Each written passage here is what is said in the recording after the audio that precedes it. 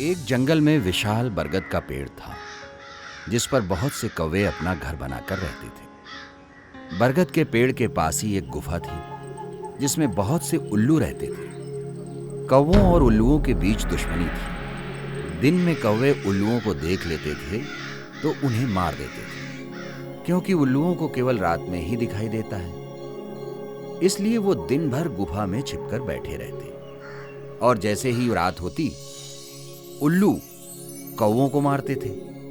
इस तरह एक साथ बहुत से कौवे मर जाते थे। एक दिन कौवों के राजा ने सभा बुलाई। मेरे प्यारे भाइयों, उल्लू के कारण हमारा जीवन असुरक्षित हो गया है। हमारे शत्रु बहुत शक्तिशाली हैं।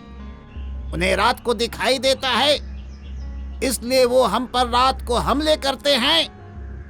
हम रात को नहीं देख पाते, इसलिए मारे जाते हैं। दिन में हम उन पर हमला नहीं कर पाते क्योंकि वे गुफा के अंधेरे में छिप जाते हैं।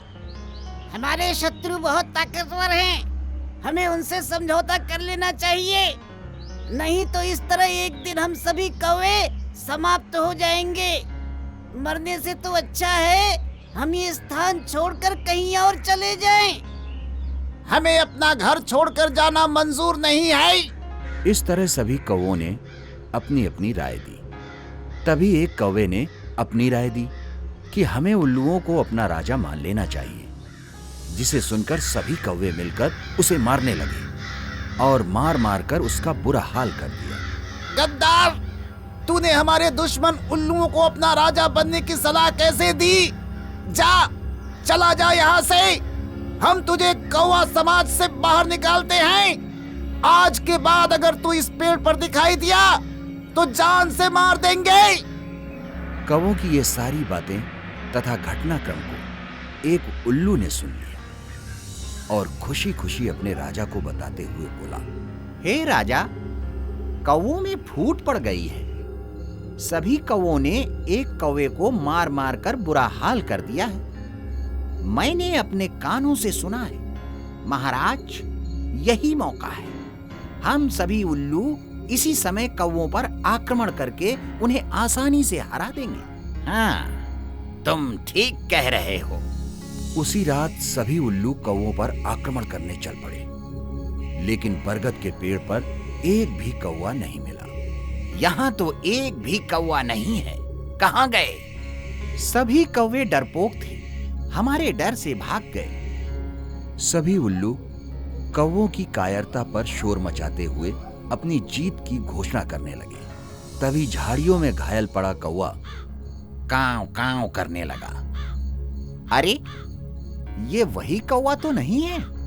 उल्लुओं का राजा घायल पड़े कौवे के पास आया और बोला, तुम्हारी ये दुर्दशा तुम्हारे साथियों ने क्यों की? मैंने अपने राजा कौवा को आप लोगों से समझौता करने की सलाह दी और मैंने कहा उल्लुओं के राजा बड़े दयालु हैं। तुम सब लोग चलकर माफी मांग लो और उन्हें अपना राजा मान लो, वो सबको क्षमा कर देंगे। इस पर राजा कौवा मुझ पे गुस्सा हो गया और मुझे मारने लगा।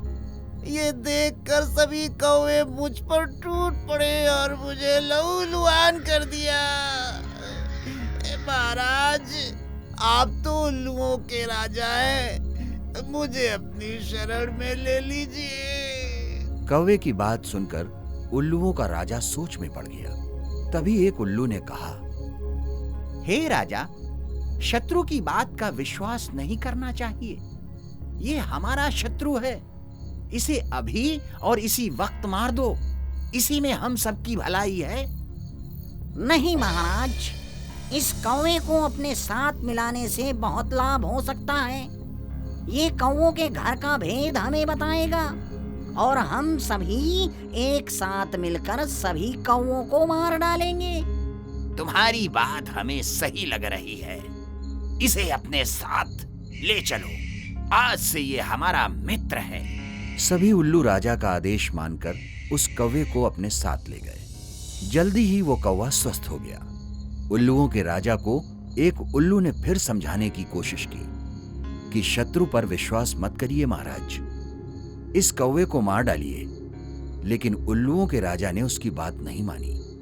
कुछ दिनों बाद उस कौवे ने उल्लू के राजा से कहा, महाराज, आप तो जानते हैं सर्दियों का मौसम आने वाला है। हमें ठंड से बचने के लिए सूखी लकड़ियां इकट्ठी कर लेनी चाहिए। क्यों? महाराज, उन सूखी लकड़ियों को जलाकर ठंड से बच सकते हैं। आप आज्ञा दें तो मैं आज से लकड़ियां इकट्ठी करने के काम में लग जाता हूँ। हाँ हाँ, क्यों नहीं। उल्लू के राजा का आदेश पाकर कौवा प्रतिदिन सूखी लकड़ियां लाकर गुफा के द्वार के सामने रखने लगा। धीरे धीरे गुफा के सामने लकड़ियों का ढेर जमा हो गया। थोड़ी बहुत लकड़ियां उसने गुफा के अंदर भी रख दिया था। एक दिन जब सभी उल्लू सो रहे थे, तब वो कौवा कहीं से एक जलती हुई लकड़ी ले आया और गुफा के द्वार पर रखी लकड़ियों के ढेर पर उस जलती हुई लकड़ी को फेंक दिया। थोड़ी देर में सूखी लकड़ियां जलने लगी। सभी उल्लू गुफा के अंदर ही जलकर मर गए। तभी कौवे का राजा सभी कौवे के साथ वहां आया और कौवों का राजा बोला, तुम लोग यही सोच रहे होगे कि ये गद्दार वफादार कब से हो गया। ये पहले से ही वफादार था। जब हम लोग सभा कर रहे थे तभी हम लोगों की बातें एक उल्लू ने सुन लिया था। अतः हमने इसे गद्दार घोषित कर इसे यहाँ भेजा था। सभी कौवे उस कौवे पर गर्व कर अपनी जीत की खुशी मनाने लगे। इस तरह कौवों ने बुद्धि का उपयोग करके अपने दुश्मनों से बदला ले लिया। शिक्षा बुद्धि में बड़ी शक्ति है। हमारे YouTube चैनल को अभी सब्सक्राइब करें। नए वीडियो देखने के लिए बेल आइकॉन जरूर दबाएं। आप हमारे वीडियोस पर अपना कमेंट जरूर दें। वीडियो को लाइक करके अपने मित्रों को शेयर जरूर करें।